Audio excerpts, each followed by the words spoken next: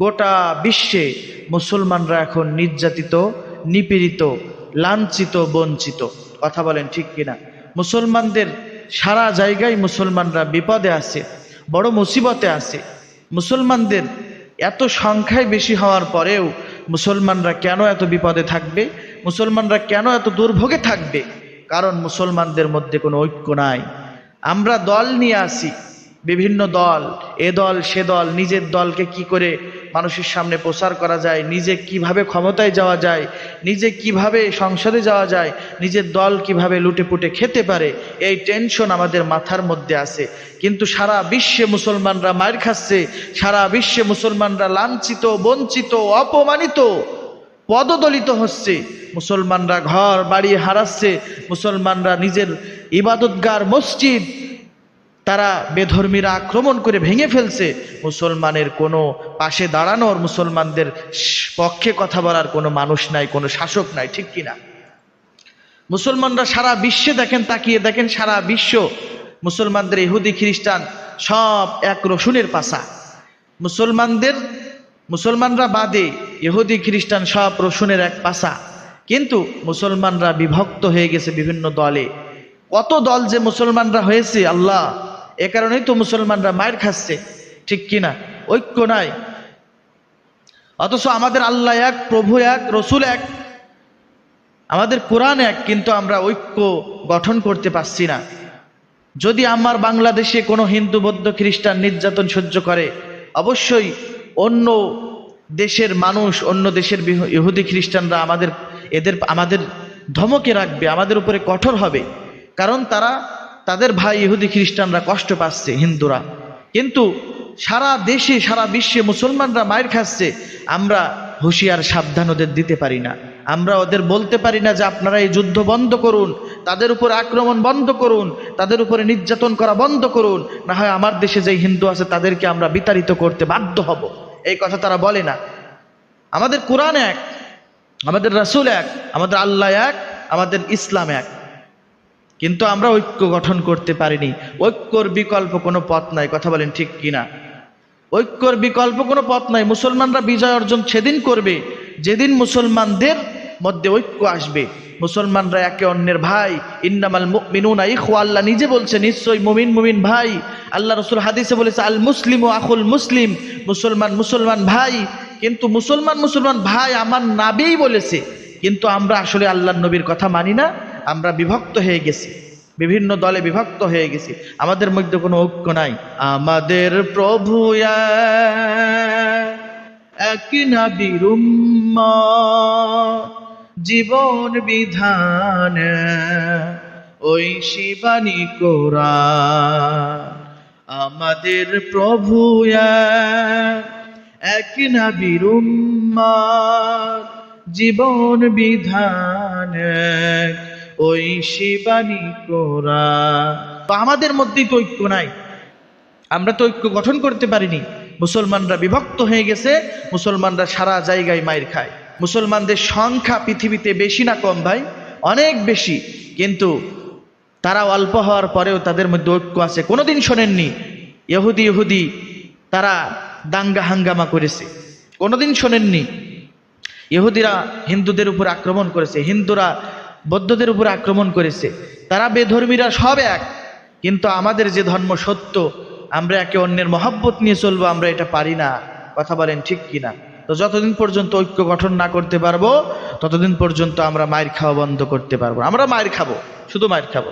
আপনারা দেখেছেন ইতিমধ্যে ভারতে বিজেপি ক্ষমতায় এসেছে, মোদির দল ক্ষমতায় এসেছে। মোদির দলের একজন মাতা নলেজ তার ছেড়া একজন গোমূত্র খাওয়া এক বেয়াদব, মসজিদে আমি এই ভাষা ব্যবহার করতে চাচ্ছিলাম না, তারপরেও তার বাড়াবাড়ি দেখে আমার এই ভাষাটা ব্যবহার করতে হলো। ভাই শুভেন্দু অধিকার না? শুভেন্দু অধিকার তার নাম হলো শুভেন্দু অধিকার। বড় একটা লম্বা টিপ। তা করো, তোমার ধর্মে সেটা আছে, সেটা তুমি মানো। তুমি গু খাও, মূত্র খাও, যা ইচ্ছা করো, আমার কোনো মাথা ব্যথা নাই। আমাদের কোনো মাথা ব্যথা নাই ধর্ম নিয়ে, কারণ ধর্ম নিয়ে আমাদের কোনো মাথা ব্যথা নাই। তোমার ধর্ম তুমি পালন করবা, বরং তোমাকে আমি সাপোর্ট করবো, তুমি পালন করো, তোমার ধর্ম পালন করবো। তোমার মন্দিরকে আমি দরকার হয় দেখে শুনে রাখবো, কারণ তুমি পালন করো, সমস্যা নেই। এটা দেখেছেন আপনারা বাংলাদেশে এর আগে মূর্তি পাহারা কিন্তু, মন্দির পাহারা কিন্তু মুসলমানেরাই দিয়েছে, কি দেয়নি ভাই?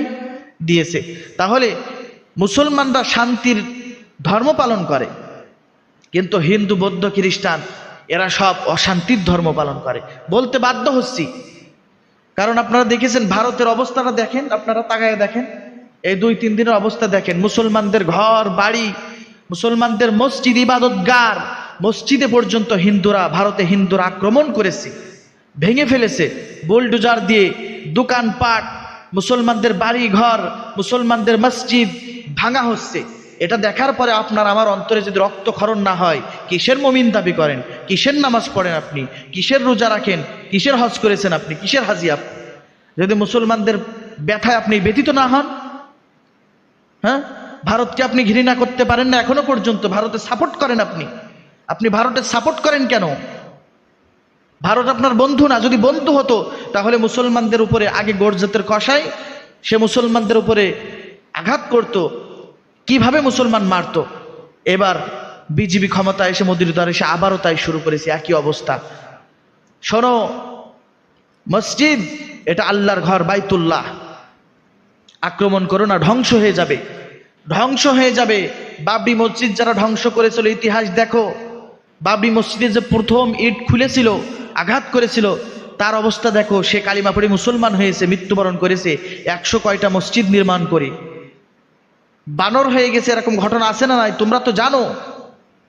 তোমরা মসজিদে আক্রমণ করো না, মুসলমানদের উপর আক্রমণ করো না।